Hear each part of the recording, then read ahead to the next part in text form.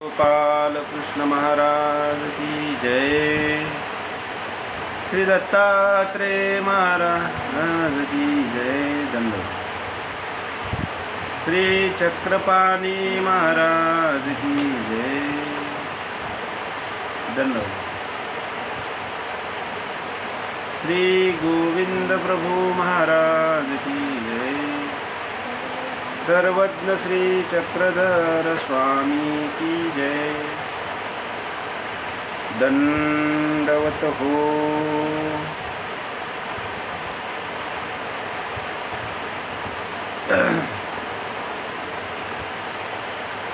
आपण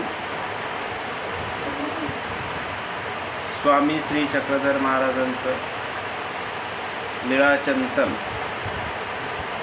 आणि या लीळाचिंतनामध्ये रोज होत असलेला पोथी प्रवचन आणि याच्यामध्ये जे ऑनलाईन या माध्यमातून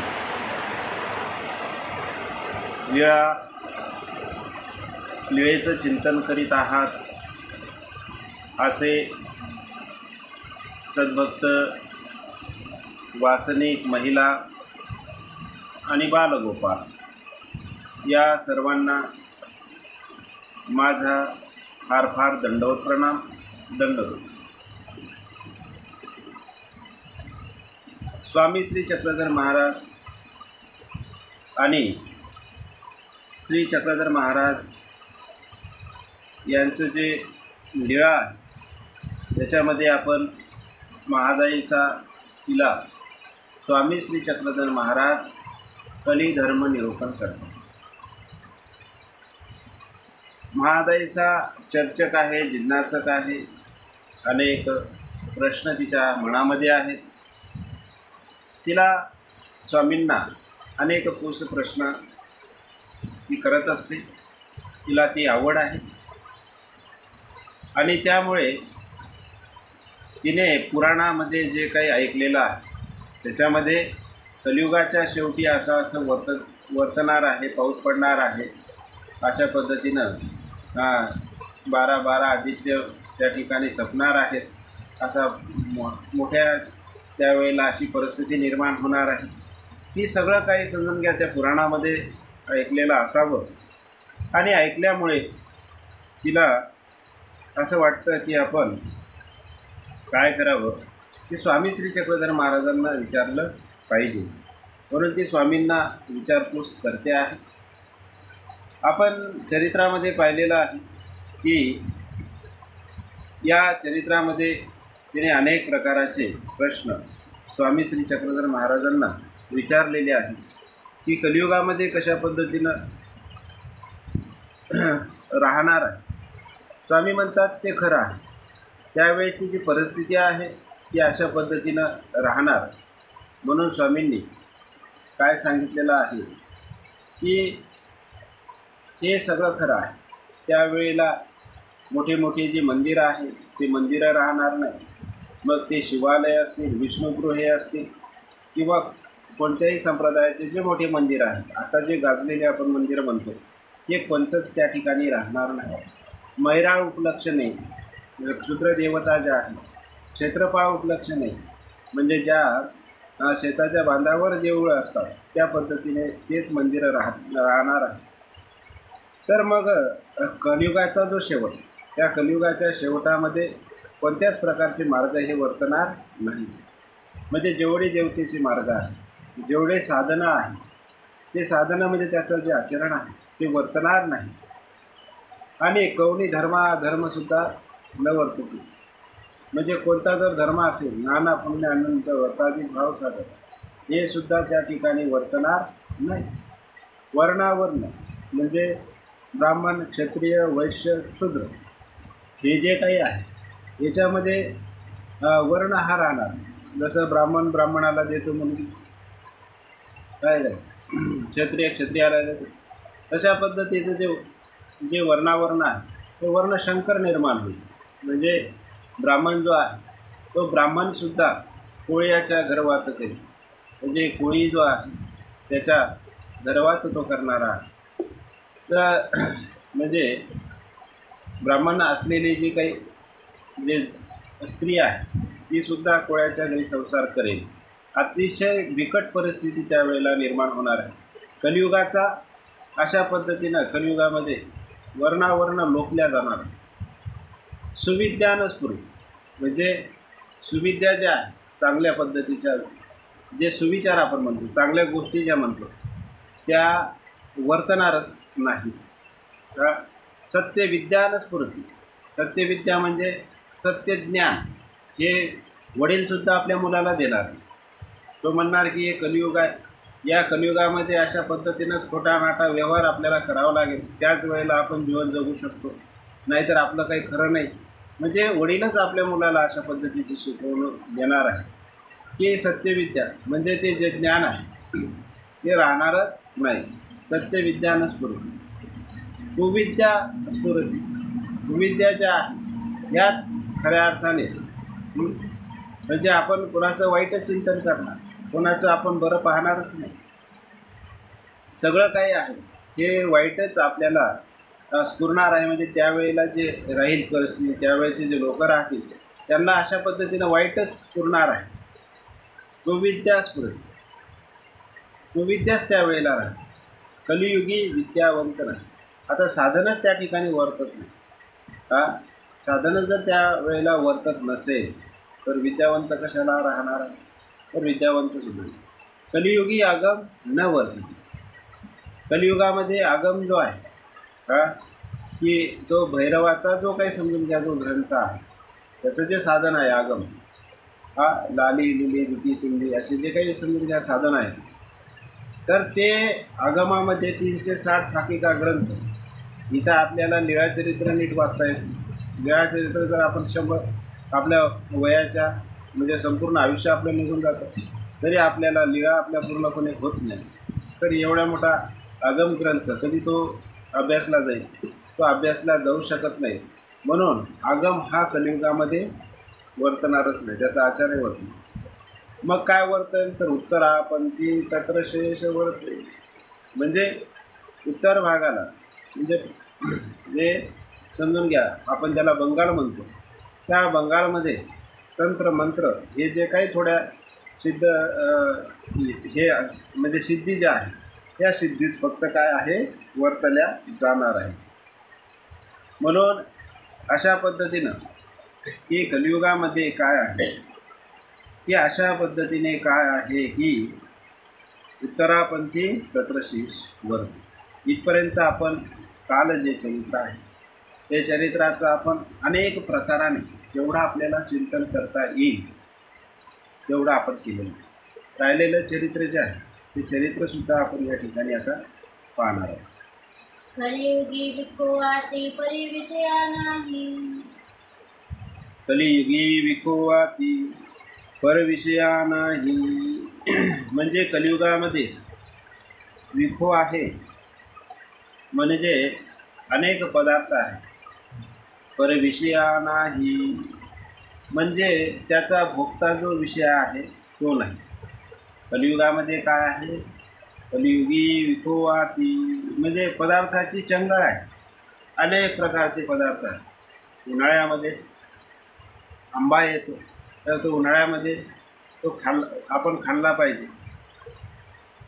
तो आपण कशा पद्धतीनं खाल्ला पाहिजे, किती फोडी खाल्ल्या पाहिजे याचं जे ज्ञान आहे त्याचं ज्ञान कोणालाच नाही. म्हणजे तो आहार तज्ज्ञ जरी असेल, पंतप्रधानाचा जो समजून घ्या त्याचं आरोग्य पाहणारा जो काही त्याच्यामध्ये आहार तज्ज्ञ राहतो की पंतप्रधानाला आपण काय दिलं पाहिजे, सकाळी त्यांना कोणतं जेवण दिलं पाहिजे, दुपारी कोणतं दिलं पाहिजे, फक्त कॅलरीज सांगेल.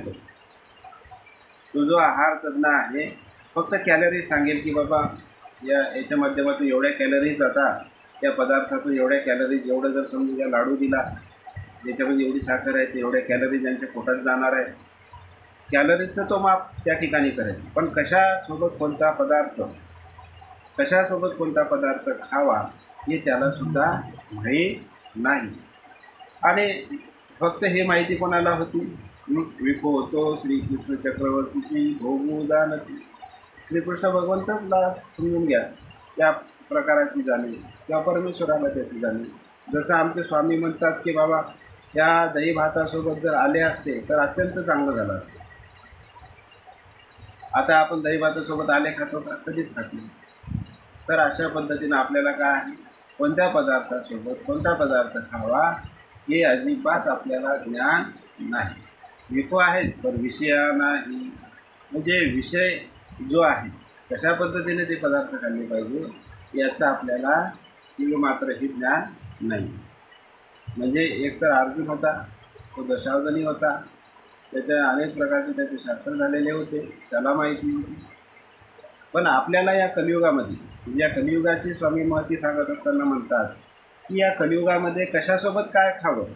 जसं लहान लेकराला आपण म्हणतो त्याला समजत नाही कशासोबत काय खावं, तसं आपल्याला सुद्धा, जसं त्या लहान मुलाला ते अज्ञानपण आहे, तसं आपल्या ठिकाणी सुद्धा अज्ञानपण आहे. हे आपल्याला सुद्धा कळत नाही की कशासोबत काय खावं. हे ज्ञान आपल्यालाच नाही, आहार तज्ञ जो आहे त्याला सुद्धा ते नाही. हे राय मंडळी कादी करोनी सकाळी निरोध परिणारी. जोरात म्हणत नाही. हे राये मंडळी आदी करून, हे राये मंडळी कादी करून, सकळही निरोध परिहरे किंगा. हे राय मंडळी आदी करून. आता हे राय म्हणजे हे जे राजे लोक आहेत, मग का हो आपल्याला तर हे लोक, राजे लोक, मंत्री लोक, संत्री लोक राज्याचा उपभोग आपल्याला घेताना दिसत आहेत. स्वामी म्हणतात कलियुगामध्ये विको आहेत पण विषयच नाही, आणि हे तर सगळे विषय भोगताना आपल्याला दिसून राहिले.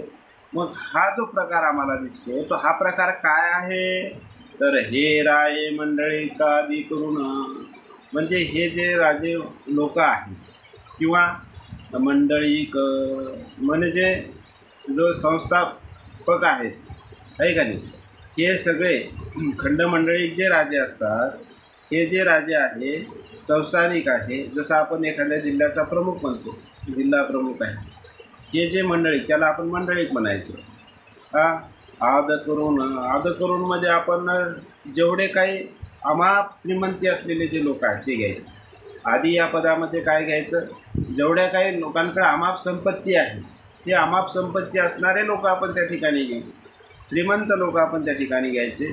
धनसंपत्ती त्यांच्याकडे जास्त आहे अशा पद्धतीचे लोक हे आधी करून या पदामध्ये घ्यायचे. म्हणजे राजे, खंडमंडळी राजे, आहे का नाही. तदनंतर हे जे काही समजून घ्या धनसंपत्तीवाले असणारे हे जेवढे आहेत, सकळ ही निरोध, हे सगळे काय आहे, निरोध. निरोध म्हणजे काय आहे, त्यांना या प्रकारचं म्हणजे कशासोबत कोणता पदार्थ खावा याचं ज्ञान नाही. फक्त इंद्रिय वासनेचा संकोच परिहार. या ठिकाणी जी इंद्रिय आहे, आपल्या ठिकाणी जे इंद्रिय आहे, जीवा आहे, त्या जीवा इंद्रियाचा काय करतात, ते फक्त पदार्थ खा वाटला, गोड पदार्थ खा वाटला तो खाऊन घ्यायचा, मग तो कशासोबतही खायचा. फक्त त्या वासनेचा काय करतात, ते संकोच परिहार आहे. म्हणजे ते परिहार करतात फक्त त्या. म्हणजे काय करतात की समजून घ्या, फक्त आपली भूक त्या ठिकाणी आपली काय आहे, फक्त भूक भागवतात. म्हणजे जे पदार्थ आपल्या पोटात लागणार आहे, जी भूक आपल्याला लागते, किंवा मग कोणत्याही पद्धतीचे जे पदार्थ आहेत ते फक्त आपल्याला काय करायचे, पोटात टाकायचे, एवढंच त्यांना माहिती. हेच त्यांना फक्त माहिती आहे.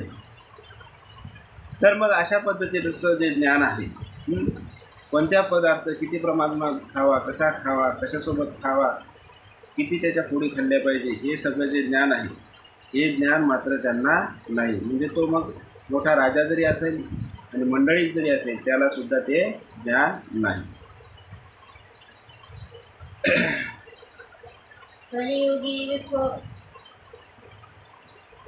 कलियुगी तस्करत्व पुष्टळत्व हा धर्म स्वरूपी नवलते ऐसा विरळा. कलियुगी तस्करत्व पुष्कळत्व. आता कलियुगाचा जो महिमा आहे तो कलियुगाचा अशा पद्धतीचा महिमा आहे. किती खराब परिस्थिती आहे. कलियुगी तस्करत्व. कलियुगी तस्करत्व म्हणजे चोरी.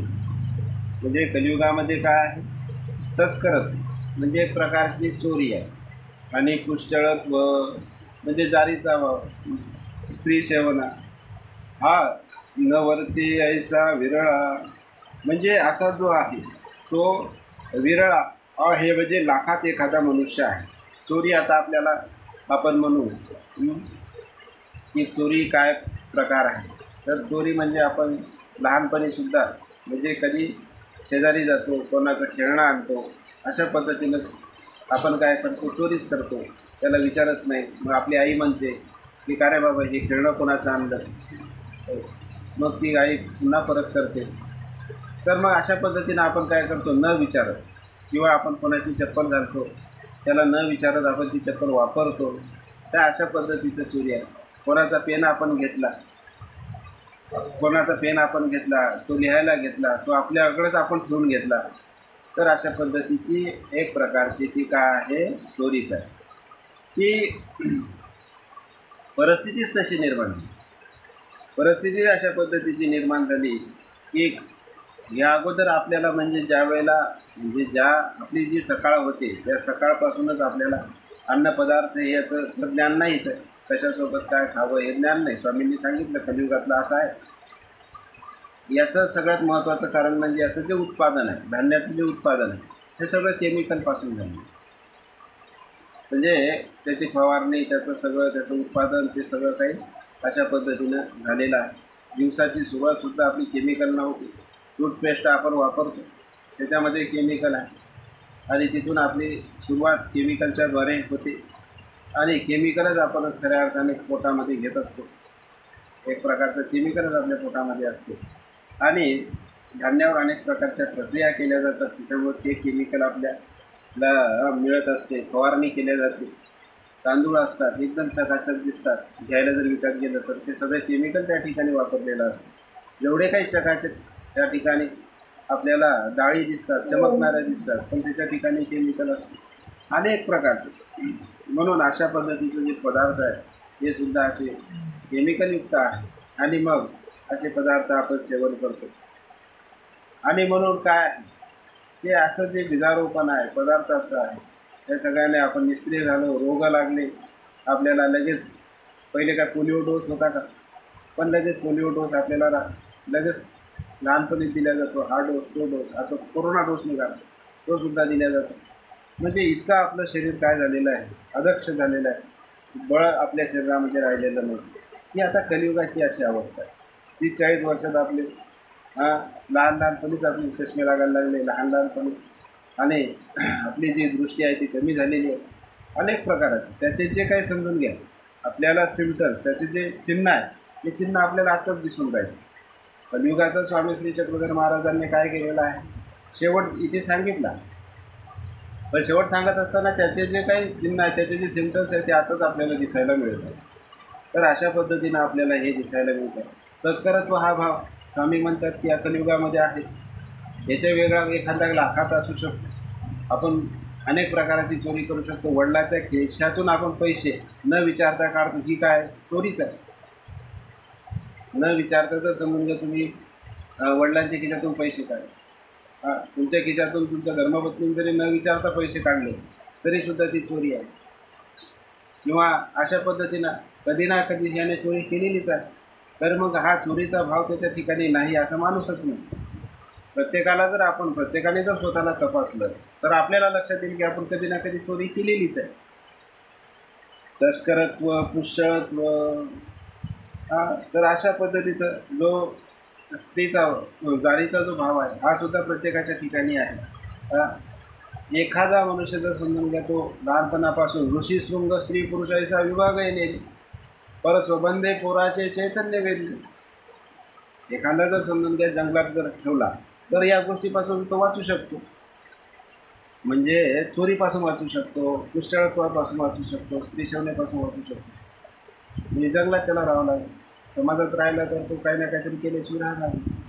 म्हणजे काय हे की म्हणूनच त्या ऋषीशृंगाला कुठं ठेवलं होतं, जंगलात ठेवलं होतं.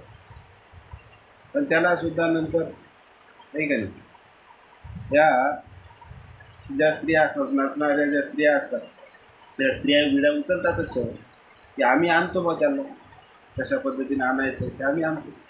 पर संबंधे पोराचे चैतन्य वेदले. त्या ऋषीशृंगाचं सुद्धा त्या नाचणाऱ्या ज्या बाया त्यांच्याकडं पाहून त्याचं मन वेधल्या गेलं आणि तो सुद्धा त्याच्या मागे चालला. म्हणून अशा पद्धतीने स्वामी म्हणतात की आपल्याला जर याच्या वेगळं राहायचं असेल तर याच्या वेगळा जो आहे तो कधी राहू शकत नाही. नुसतं चार्जर जे आहे, आपण जर एखादा मोबाईल चार्जिंग करायला घेतला कोणाचा, आपलं चार्जर किती राहिलं आणि दुसऱ्याचा चार्जर आपण घेतला आणि मोबाईल चार्जिंग केला तर ती एक प्रकारची चोरीच आहे. कारण की काय होते की त्याला आपण ते चार्जर घेऊ का हे विचारलं नाही ना. त्या माणसाला ती गोष्ट विचारणं अत्यंत महत्त्वाचं आहे, हे लक्षात घ्यायचं. कधी पण आपण काय म्हणतो की एवढंसं केल्याने काय होतं, पण काय होतं नाही ते फेडता फेडता आपल्याला नाकी नव येते. चोरीचा एक महाभयंकर दोष त्या ठिकाणी लागतो. म्हणून आपण विचारूनच कोणाला, कोणते कपडे असेल, टॅवेल असेल, चार्जर असेल, काही जरी असेल, हे आपण प्रत्येकाला, आंघोळीला साबण असेल, या सगळ्या गोष्टी आपण विचारपूस करूनच त्या घेतल्या पाहिजे. म्हणून असं की हा जो भाव आहे तो हा भाव त्या ठिकाणी राहत नाही. कलियुगामध्ये अशा पद्धतीचं चोरी आहे. दुसऱ्याचं नुकसान, दुसऱ्याचं काय आहे नुकसान, आणि त्या अशा पद्धती कलियुगी तस्करत्व पुष्कळत्व हा धर्म स्वरूपी नवर्ते ऐसा विना.